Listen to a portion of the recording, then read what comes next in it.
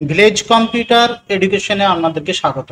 আজকে আমরা দেখব এই ভিডিওর মধ্যে যে মাইক্রোসফট ওয়ার্ড এবং এক্সেল একসাথে কিভাবে কাজ করা যায়। আমরা ওয়ার্ড খুলবো, ওয়ার্ড থেকে আমরা মাইক্রোসফট এক্সেলে কিভাবে কাজ করতে পারি।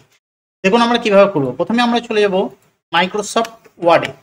আমরা এখানে ওয়ার্ড লিখলাম, ওয়ার্ডে ক্লিক করে দিলাম। ওয়ার্ডে ক্লিক করার পর আমার মাইক্রোসফট ওয়ার্ড ওপেন হলো। এখানে ব্ল্যাঙ্ক ডকুমেন্টসে ক্লিক করলাম। ক্লিক করার পর দেখুন এখানে আমরা মাইক্রোসফট ওয়ার্ডের পেজটা পেলাম। এখানে চলে যাব আমরা ইনসার্টে। এখানে দেখুন আমরা আগে খেয়াল করে নিই, এগুলো সব মাইক্রোসফট ওয়ার্ড ট্যাব এবং অপশনগুলো এখানে দেখা যাচ্ছে মাইক্রোসফট ওয়ার্ডের। আমরা ইনসার্টে ক্লিক করলাম। ইনসার্টে ক্লিক করার পর আমরা যদি টেবিলে যাই, এই যে টেবিল আছে দেখুন, ইনসার্টের নিচে টেবিল, এখানটাতে ক্লিক করলাম। ক্লিক করার পর দেখুন একটু নিচে আমরা যদি চলে আসি, দেখুন এখানে এক্সেল স্প্রেডশিট বলে অপশন আছে।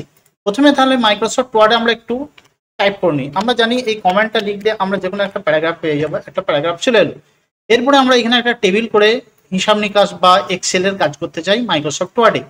এবারে ইনসার্টে ক্লিক করে দেবো।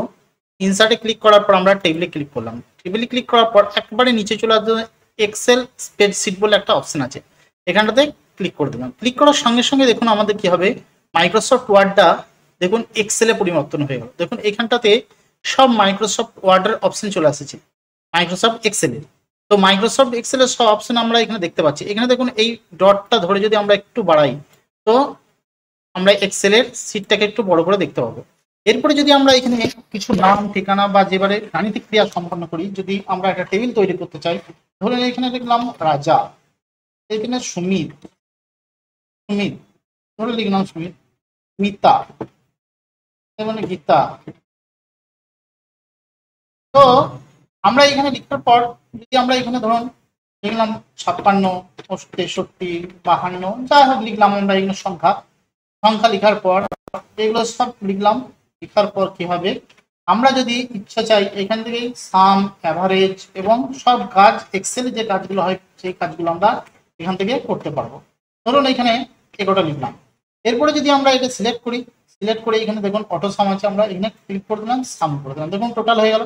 এরপরে যদি আমি এটাকে ধরে ডবল ক্লিক করে দিই ফিল হ্যান্ডেলটাতে, তাহলে দেখুন টোটাল চলে। এরপরে যদি আমরা সিলেক্ট করি, এখানে গেলাম, এখানে যাওয়ার পর অ্যাভারেজ করি, অ্যাভারেজ চলে এলো। এখানে যদি আমরা ফিল হ্যান্ডেলতে ডবল ক্লিক করি, অ্যাভারেজটা চলে এলো। অর্থাৎ আমরা মাইক্রোসফট এক্সেলের সব কাজ মাইক্রোসফট ওয়ার্ডের ভিতরে করতে পারবো। দেখুন এটা মাইক্রোসফট এক্সেলের কাজ হচ্ছে। এরপরে যদি ঠিক আমরা টেবিলটার বাইরে ডবল ক্লিক করে দিই, দেখুন আবার দেখুন মাইক্রোসফট ওয়ার্ড হয়ে গেল। এই যে ছকটা দেখছি, এই যে ওপরটা দেখুন, এবারে মাইক্রোসফট ওয়ার্ডের অপশনগুলো চলে এলো। অর্থাৎ আমরা যে টেবিলটা পেলাম এই নিচেতে, এটা হচ্ছে এক্সেলের পোর্শন। দেখুন এক্সেল। আবার যদি এখানে আমরা ডবল ক্লিক করি, দেখুন আবার এক্সেলে পরিণত হয়ে যাবে। এবার যদি আমরা এটাকে সিলেক্ট করলাম, সিলেক্ট করার পর এটাকে আমরা বর্ডার দিয়ে দিলাম, যেগুলো এক্সেলে কাজ হয়, অল বর্ডার করলাম, দেখুন এক্সেল হয়ে গেল। এবার যদি আমরা বাইরে ক্লিক করে দিই, বাইরে ক্লিক করার সঙ্গে সঙ্গে দেখুন আবার মাইক্রোসফট ওয়ার্ড হলো। অর্থাৎ মাইক্রোসফট ওয়ার্ড এবং এক্সেল একসাথে আমরা কাজ করতে পারবো মাইক্রোসফট ওয়ার্ডে।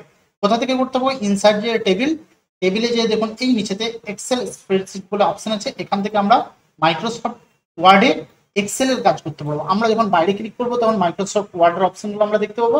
আবার টেবিলের ভিতরে যদি ডবল ক্লিক করে দিই, তাহলেই দেখুন আবার সব এক্সেলের অপশনগুলো উপরে দেখাবে এবং এক্সেলের কাজগুলো আমরা করতে পারবো।